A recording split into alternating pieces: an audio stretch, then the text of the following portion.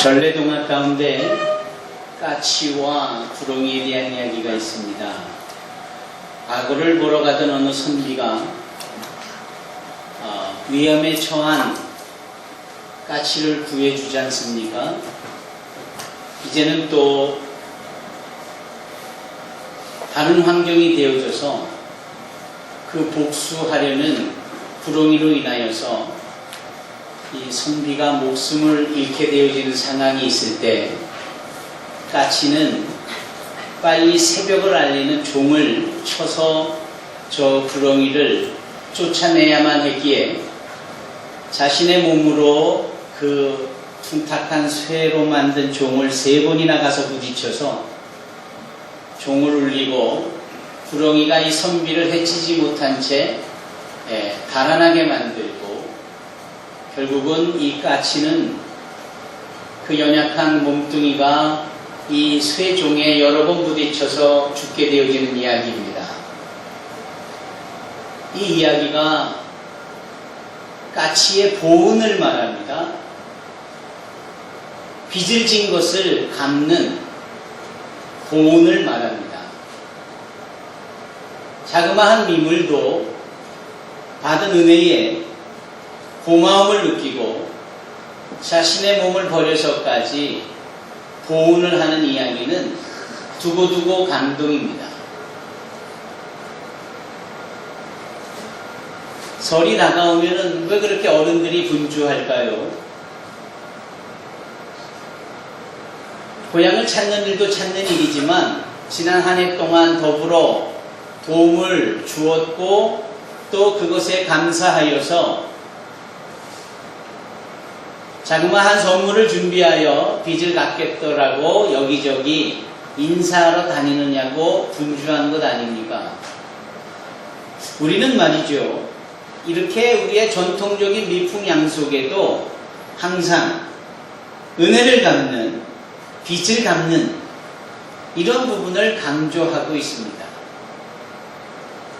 여러분, 하물며 주님의 은혜를 입은 저희로서는 그 은혜를 갚는 일, 그 은혜에 빚을 진 것을 갚는 일에 더더욱 민감하여야 하고 더더욱 열심히여야 합니다.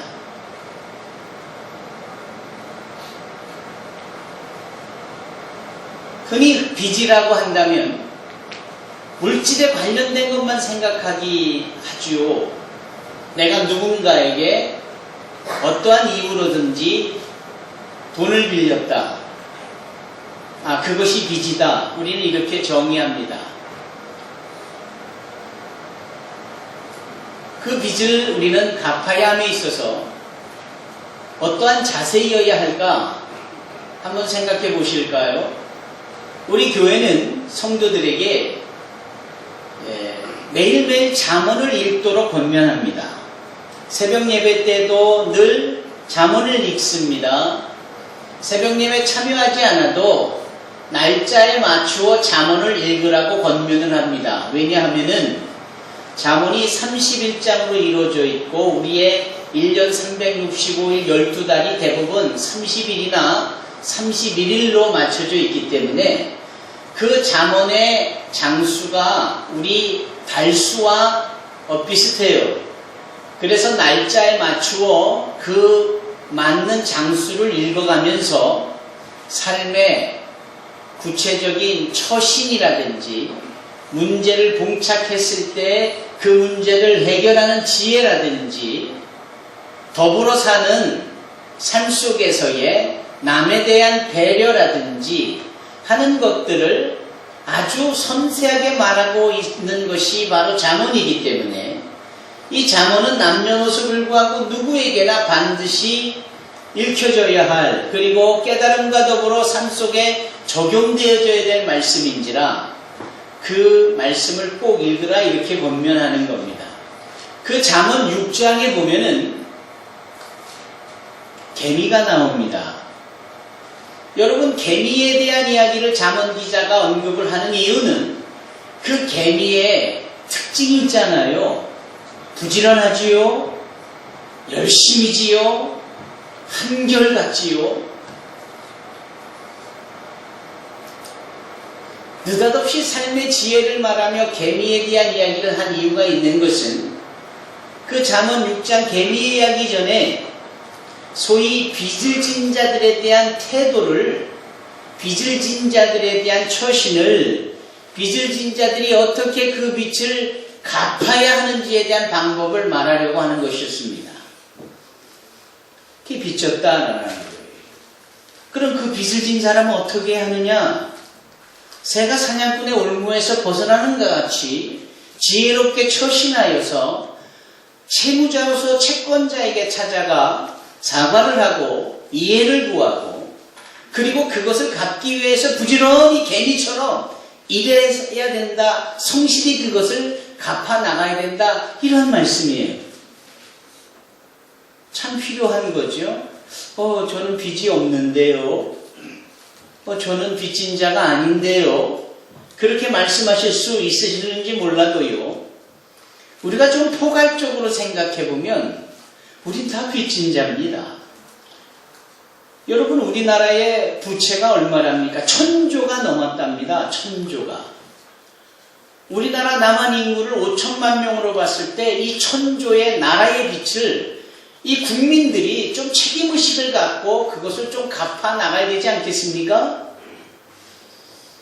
그래서 1000조를 나누기 5천만 명으로 하면 1인당 n분의 1로 했을 때 몇 명의 빚이 있느냐? 2천만 원 정도의 빚이 있는 거예요. 나는 내 손으로 돈을 빌리지 않았는데 어떻게 된 영문이냐 해도 내가 대한민국 사람이고 내가 대한민국 국민으로서 살아갈 때 나라의 부채 정도에 대한 관심을 갖고, 내가 속해 있는 대한민국이 이렇게 부채가 있구나. 그렇다면 국민의 한 사람으로서 개미처럼 부지런히 일을 해서 좀 이 나라가 더 부강하고 발전해서 부채가 줄어드는데 일조해야 되겠다.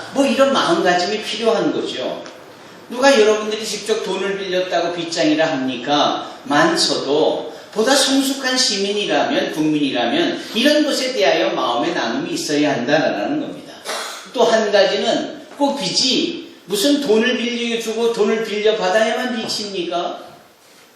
여러분, 우리 얘하고 친구들 보십시오. 얼마나 예쁘고 똘똘하게 잘 키워집니까? 그러나 부모님들의 희생 없이, 사랑 없이 여러분들이 커져 컸습니까? 오이밭에 오이가 쑥쑥 자란다고 하지만 여러분들이 부모님의 희생 없이 쑥쑥 자랐겠어요? 그러니까 부모님의 희생이 있는 겁니다. 그만큼 여러분들은 부모님의 사랑에, 그분들의 희생에 빚을 진 자들이에요. 그렇기 때문에 우리 어린이들은, 청소년들은 이 어머니 아버지의 사랑의 빛에 조금이라도 갚고 보온하기 위해서 열심히 효도하고 부모님이 바라고 또 부모님이 요구하는 바대로 부응하는 그러한 어린 학생들, 청소년들이 되어야죠. 이게 빚진 자들의 행동 아니겠습니까? 같은 논리로 봤을 때 여러분, 우리는 누굽니까? 우리는 죄인입니다. 형편없는 죄인이, 죄로 인해서 죽을 수밖에 없는 죄인이, 그렇지 않아요? 그런데도 하나님께서는 우리를 위해서 당신의 독생자를 그 죄가 요구하는 사망이라는 값을 지불해 주시기 위하여 우리 가운데 보내시고, 예수님께서는 과연 죄가 없으신 거룩하신 하나님이심에도 불구하고 우리와 같은 죄인들 틈에 계시며 죄 없으신 그분이 죄 많은 우리를 위하여 십자가에서 고난당하시고 대신 죽으시지 않습니까?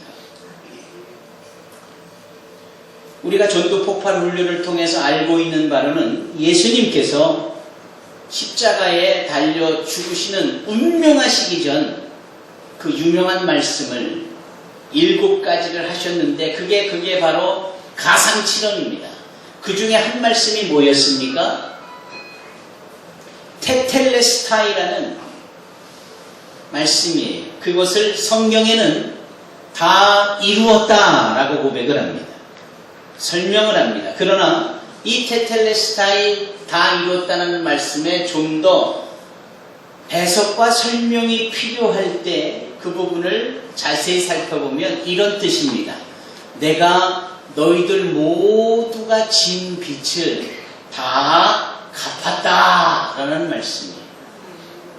너희들이 죄로 인하여서 죄의 빚진 자들이 되어졌을 때 나는 빚없는 하나님인데 죄로 인하여 빚진 너희들의 그 채무를 내가 죽음으로 다 갚았다. 이렇게 말씀하시는 것, 이게 다 이루었다라는 말씀이요, 이게 테텔레스타이라는 말씀입니다.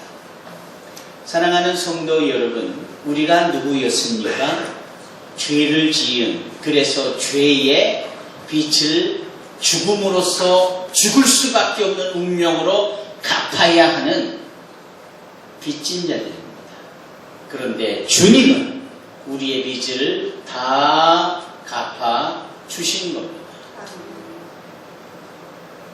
그러므로 이제는 죄의 빚진 자가 아니라 주님의 은혜의 빚진 자입니다. 주님의 십자가의 빚진 자입니다. 하나님의 사랑의 빚진 자예요. 이게 저와 여러분들의 신분입니다. 그렇다면 까치도 그러하는데, 성숙한 사회인이라면은 직접 빚을 지지 않아도 그 빚진 것에 가슴 아파하고 함께 공동 책임의식을 갖고 그것을 위하여 개미처럼 일하게 되어질 때에 예수님의 은혜를 힘입고 하나님의 거룩한 자녀가 되었다라는 우리는 그 주님의 은혜의 빚진 자에 대하여서 반드시 더더욱 열심을 내고 그 일을 감당하여야 하지를 않겠습니까?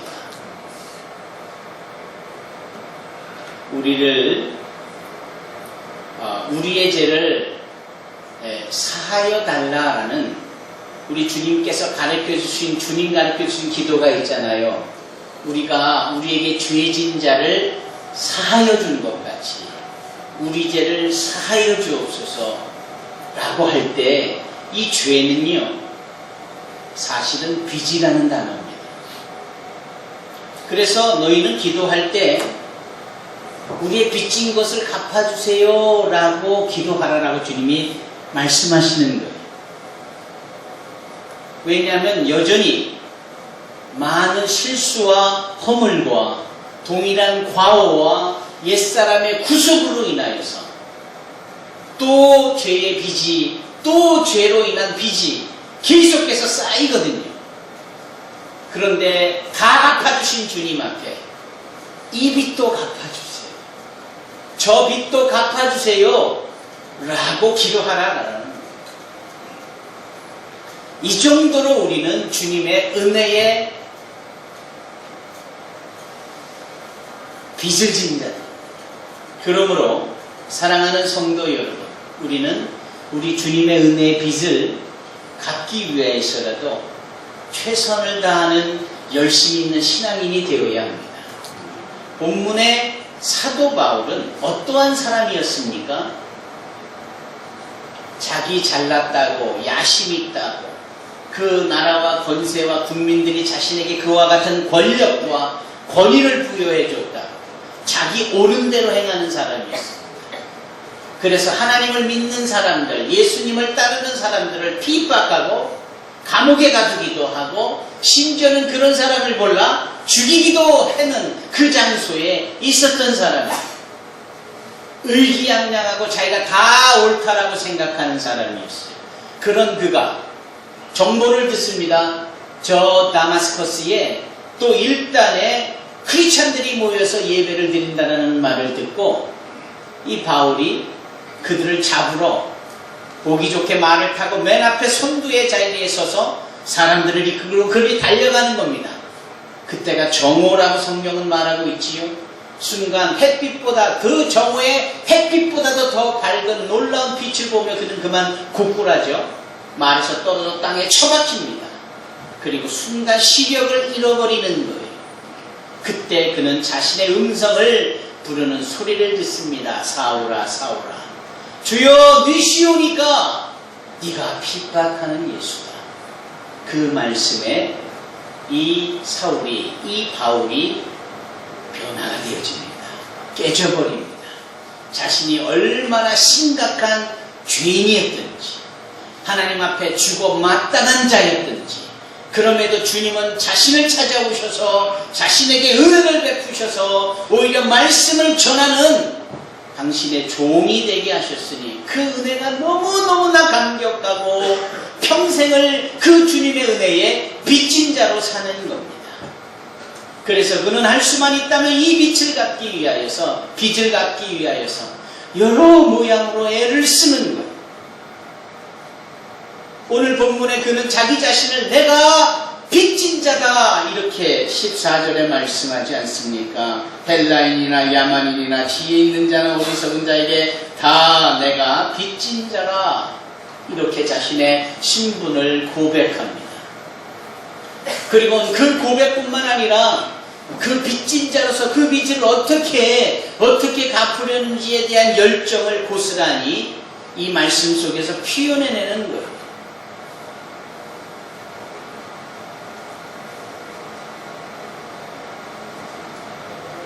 우리가 말이죠, 마태복음 16장 16절을 깊이 생각해 볼 필요가 있습니다. 마태복음 16장 16절은 우리 주님의 공생의 사역의 6개월을 앞두고 있는 이 마지막 단계였고, 그때까지 주님은 한결같이 귀신을 쫓아내시고 병든 자를 고쳐주시고 굶주린 자를 먹이시고 수많은 기사와 이적과 표적으로 사람들을 편안케 하셨던 그러한 사역으로 대부분 일관하셨어요. 물론 말씀도 전파하셨고 말씀을 가르치시기도 하셨고, 그러한 즈음에 3년이 지난 어느 날 그분이 가이사랴 빌립보라는 지역에서 그동안 보고 듣고 경험하고 체험한 것들에 대하여 이제 질문하니 너희가 나를 위하여서 뭐라고 하는지에 대한 평가를 하라라는 겁니다. 그럴 때 너무나도 잘 아는 바와 같이 사도 베드로가 뭐라고 고백을 하지요? 주는 그리스도시요 살아계신 하나님의 아들이십니다 라고 위대한 고백을 합니다. 주님이 정말 기뻐하실 만한 고백을 해요. 그런데 이 질문과 고백이 있던 장소가 어디냐가 중요해요. 가이사랴 빌립보입니다. 가이사랴라는 뜻은 황제라는 뜻이에요. 빌립보라는 것은 그 당시에 황제 이름이 빌립이었어요. 그러니까 저 로마의 빌립 황제를 기념하기 위하여서 속국으로 있었던 이스라엘 지역 한 지역에 그 빌립 황제를 기념하는 기념관을 멋들어지게 위용 있게 거창하게 지어놓은 데가 바로 가이사랴 빌립보입니다. 얼마나 휘황찬란하겠어요. 그 앞에 서 계신 예수님은 또 어떠한 모습이었을까? 아마도 3년여 동안을 그렇게 여우도 굴도 있고 새도 자기 둥지가 있지만 인자는 집이 없다라고 하실 만큼 동가숙 서가식 하시면서 늘 고난 인생 속에 걸음 속에 여정 가운데 배고픔도 온몸으로 수용하실 만큼 아주 비참하고 굶주리고 초췌한 모습이 분명했을 겁니다. 그 휘황찬란한 황제의 기념관 앞에 선 예수님은 정말 초라하기 그지 이를 데 없는 거지의 행색은 아니었을까요? 그럴 때 주님이 물으시는 겁니다. 너희는 나를 누구라 하느냐? 저 뒤에 위용 있는 건물에 비교해 너희는 나를 누구라 하느냐? 거지라고 말할 수 있는 그런 상황에서 베드로는 3년여 동안 보고 듣고 경험한 그 주님을 주는 그리스도시요 살아계신 하나님의 아들이시다 라고 고백한 겁니다. 대단하지요? 우리는 이런 믿음이 필요한 겁니다. 한결같고 진리로 영원한 하나님의 말씀인 우리 예수 그리스도를 그 믿는 믿음이 세상을 이기고 세상보다 우월하고 주 예수보다 더 귀한 것은 없다라고 과감하게 선포할 만한 믿음이 있어야 하는 겁니다. 여러분, 그 로마의 황제를 기념하여서 속국에 만드는 기념관도 휘황찬란할 텐데 그 황제가 머물고 거하는 그 로마의 도시는 어떠했을까요? 온갖 황금색이고 어마어마한 금은보화로 치장한 정말 최고의 세계 최대 강국의 수도를 자랑하는 위용이 있지를 않겠습니까? 그런 로마의 도시에 크리스천들이 있어요. 인구 비례와 밀도를 봤을 때 그 드러나지 않는 자그마한 크리스찬들이 몇 명이나 있었을까요? 수십 명? 많아봤자 수백 명 아닐까요? 그네들의 손에 이처럼 잘 정리되어진 성경이 있었겠습니까? 이처럼 스테인그라스 효과를 낸 멋진 예배당이 있었겠습니까? 아무도 눈길도 주지 않고 아무도 관심 주지 않는 저 속국 중에서도 작디 작은 저 유대 땅, 그 유대 땅에서도 가장 작다라고 여겨지는 그 갈릴리 호수에서 뭐 어느 청년이, 예수라는 청년이 왔다 갔다 하면서 뭐 이런저런 일을 했더라, 뭐 이런 것이 뭐 그렇게 로마 사회에 대단했겠습니까? 누가 관심이나 갖겠어요? 그렇잖아요. 그런데 그 예수를 믿고 있는 이 신앙인들의 존재가 그 로마의 위용보다도 더 가치가 있게 온 세상에 전해지고 온 세상에 알려지더라라는 거예요. 그래서 사도 바울은 우리가 지난주에 함께 나눈 말씀처럼 8절에 뭐라 합니까? 먼저 내가 예수 그리스도로 말미암아 너희 모든 사람에 관하여 내 하나님께 감사함은 너희의 믿음이 온 세상에 전파됨이로다. 참 대단하지요. 오늘날 우리는 너무나 큰 것을 원하고 많은 것을 원합니다. 이왕지사 교회도 큰 교회에 다녀야 내 믿음이 더 좋으리라고 생각하는 경우도 왕왕 있어요. 뭐 장점이야 있겠죠. 그러나 정답은 아닙니다. 그렇잖아요. 여기 로마에 존재하는 이 로마 교인들의 모습 속에서 우리는 소망을 봅니다.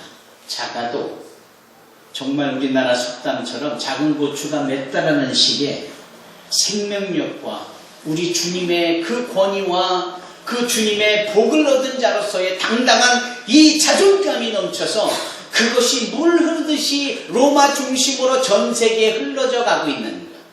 우리도 그럴 수 있습니다. 주 예수를 믿는 그 신앙 하나로 온 세상을 이길 수 있는 겁니다.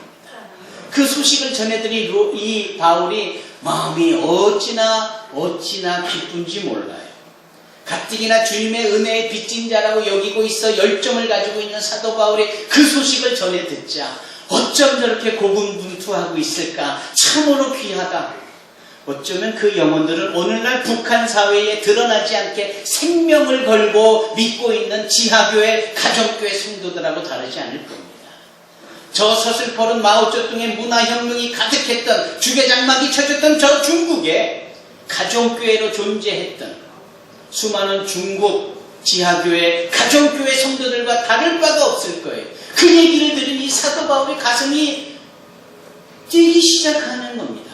그래서 그는 할 수만 있다면 주님께 받은 그 은혜에 빚진 자라서 그 빛을 갖기 위해서 저 로마로도 가고 싶은 거예요. 가서 저렇게 고군분투하고 저들에게 내가 받은 은사를 나누어줘서 저들 또한 견고하게 하기 위함을 간절히 바라고 있었던 거예요. 그들의 견고함이 다가 아니라 지난주에 나눈 말씀처럼 그들에게 신령한 은사를 나눠주고 함께 성장하여 이 견고한 은사를 나눔으로 피차 아니함을 받기까지 말이죠.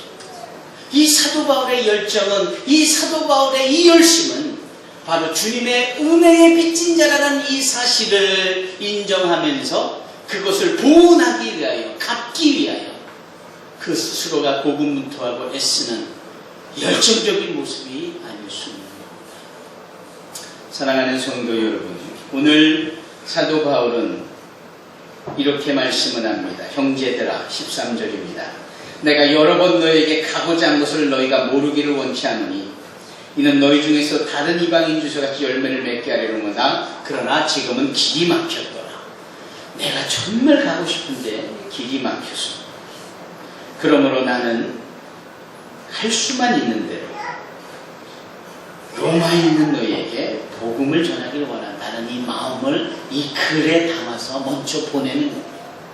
나의 이 뜨거운 가슴이 당장 너에게 달려가고 싶은데 길이 막혀 있으니 그래서 못 간다고 끝이 아니라 이 서신서를 기록하여 너에게 전한다라는 거예요. 여러분, 할 수 있는 방법은 참으로 많습니다. 뭐 이렇게 이유가 많고 뭐 이렇게 변명거리가 많은지 몰라요. 담은 기자가 이런 말을 하지. 이 게으른 사람들에게 권고할 때, 야, 그걸 언제까지 누워서 뒹굴뒹굴 할래? 뭐 사자가 저기 있다, 거리에 있다, 뭐 이런 말도 안 되는 이유만 대면서 게을러 터진 채 일을 하지 않고 있는 사람들에게 사문 기자는 그런 지혜로운 말씀을 하지 않습니까? 우리는요, 이 열정을 지니고 있고 주님 앞에서의 빚진 자라는 심정을 가지고 있는 사람이다 할지라도 때로는 많은 이유와 변명, 구실들을 대면서 그 일을 하지 않을 때가 많습니다. 빚 갚기를 더디하고요, 그 지은 빚에 대한 이 상환이라든지 그 은혜를 갚는 일에 더디하는 겁니다. 우리 꼬마들, 친구들, 여러분들이 우리는 철없는 존재들이니까 그럴 수 있지라고 하면서 효를 하기를 주저하면은 이 주님, 이 부모님들 앞에 빚을 갚는 것을 갚지 않는 이유만이 되고 불평불만하는 그런 존재와도 마찬가지인 거예요. 똑같습니다. 사도 바울은 여기 길이 막혔다라고 해서 끝이 아니라, 그러니까 이렇게 서신을 써서라도 너에게 보내고 있다, 이렇게 자신의 그 빚진 자의 심정을 토로하고 있는 겁니다. 사랑하는 성도 여러분, 그가 주님 앞에서의 받은 은혜를 이 로마 성도들에게 전하고픈 이 마음, 그리고 그 로마 성도들에게 그 빚을 갚으려 할 때에 그 빚은 무엇이었느냐? 다름 아닌 복음이다. 복음인 것이에요. 주 예수로 말미암은 복음. 이것이 여러분 얼마나 복된 소식입니까? 복음이라는 단어가 유한겔리온이라는 단어를 쓰지요. 이 복음이라는 것은 정말 멋진 소식이에요. 멋진 편지예요. 멋진 뉴스예요. 굿뉴스입니다. 그래서 복음이라는 말은 로마 사람들에게, 로마 식민 지하에 있는 사람들에게 대단히 익숙한 말이에요. 왜냐고요? 황제가 곧 법이고 황제가 곧 태양신처럼 여겨졌던 시대이기 때문에 황제가 칙령을 내려요. 저 지역에 군량미 5만 톤을 보내라. 저 지역에 필요한 물자를 공급해라. 저 지역에 한 달 동안 축제 기간으로 선정을 하는. 이 황제가 이런 말을 툭툭 던지며 그것이 공포가 되어질 때 그거는 모든 사람들에게 좋은 소식이 되는 거예요. 이해하십니까? 와, 그렇잖아요. 어느 날 갑자기 최고의 위치에 있는 대통령이 카드 빚이 있는 사람들의 빚을 다 갚아주겠다. 이 얼마나 좋은 소식이겠어요. 이런 겁니다. 그러나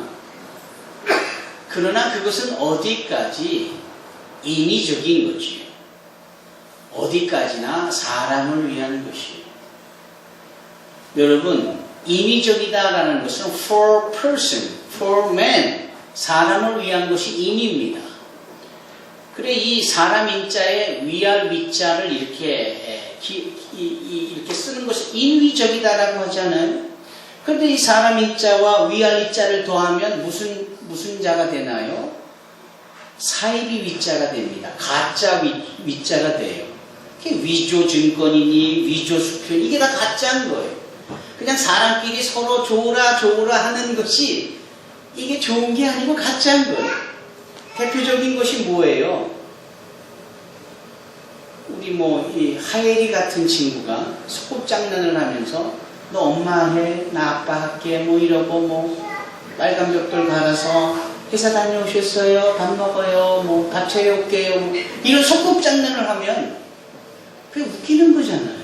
지네들은 재밌어도 우리가 이렇게 볼 때 그거 맛있다고 그걸 쩍쩍대고 그 빨간 벽돌 가는 걸 밥처럼 먹어야 되겠어, 그 가짜를. 근데 지네들은 재밌잖아요. 서로를 위해서 인위적인 놀이인데 이런 거하고 똑같은 거예요. 황제가 그렇게 선심을 쓰고 뭐 했다고 해서 그것이 당장 재미있고 좋고 해서 유한겔리언 복된 소식이야 라고 해도 그것을 통하여서 소위 사람들이 살아나고 영생을 누리고 인생이 변화되어지고 복된 존재가 되느냐? 아니라는 거예요. 이미테이션입니다. 페이크예요. 가짜입니다. 근데도 사람들은 이 황제가 주는 유한겔리온 이 복음에 아주 젖어들어 있어요. 그런데 사도 바울은 하나님의 은혜에 빚진 자로서 진정 그 은혜가 은혜로서 가능할 수 있는 그것을 담아내는 그릇인 이 복음, 진짜 백이 이 복음을 이 로마에 보내겠다는 거예요. 여러분, 우리는 가짜가 되지 말아야 합니다. 정말 크리스찬으로서 언행심사 가운데 늘 진짜를 추구해야 되고 정말 내가 사투리로 말하면 진짜 배기가 돼야 되는 거예요. 예. 무늬만 돼서는 결코 안 됩니다. 오늘 우리는 사랑의 빚을 졌다라는 이 부분이 뭘 의미하는지에 대해서 살펴봤습니다.